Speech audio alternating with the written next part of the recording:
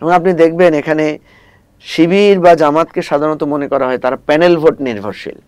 এবারেই প্রথম দেখা গেছে তারা প্যানেল ভোটের বাইরে গিয়ে তাদের কিছু কৌশলতা অবলম্বন করেছে, তারা এক ধরনের ইনক্লুসিভ ফর্মুলা নিয়েছে। এটা আগেও শিবির নিয়েছে, মান্না বলতে পারবেন 81-তে যখন চট্টগ্রাম বিশ্ববিদ্যালয়ে চাকসুতে তারা জিতেছে, তখনও কিন্তু তারা নারীদেরকে আকৃষ্ট করা, মহিলা হোস্টেল মানে ছাত্রী হোস্টেলে বিপুল ভোটে জিতা, তারপরে নৃতাত্ত্বিক গোষ্ঠী, ধর্মীয় সংখ্যালঘু গোষ্ঠীকে অ্যাকোমোডেট করা, এই ধরনের পলিসি তারা নিয়েছে। কিন্তু সমস্যা যেটা হয় যে যখনই তারা ক্ষমতায় বসে, মানে ধরেন ডাকসুতে জিতলো, চাকসুতে জিতলো, তখন অনেকগুলো আইডিওলজিক্যাল কনফ্লিক্ট তৈরি হয়। যেমন খুবই সহজভাবে আমি আপনাকে বলি, সেটা হচ্ছে যখন ধরেন ডাকসুর অভিষেক হবে, তখন সেখানে দেখা যায় যে ব্যান্ড আসবে, ছেলে মেয়েরা সেখানে আনন্দ করবে।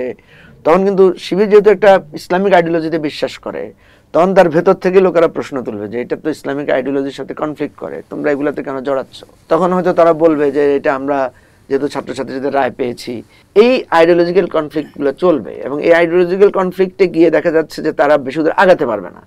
যখনই তারা আগাতে পারবে না, তখনই সাধারণ ছাত্ররা বলবে ওদেরকে তো আমরা যত উদার মনে করেছিলাম, তারা তো তত উদার না, আসলে তারা ভোটের জন্য মনে হয় উদার হয়েছিল।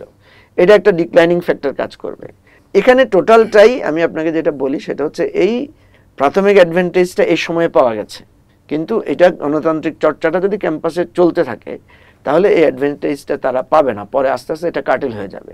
এবং আমাদের এখানে আমরা সবসময় দেখেছি যে যখনই শিবির আপার হ্যান্ড পেয়েছে, তখন অ্যান্টি শিবির একটা কোয়ালিশন হয়ে যায় সবার মধ্যে।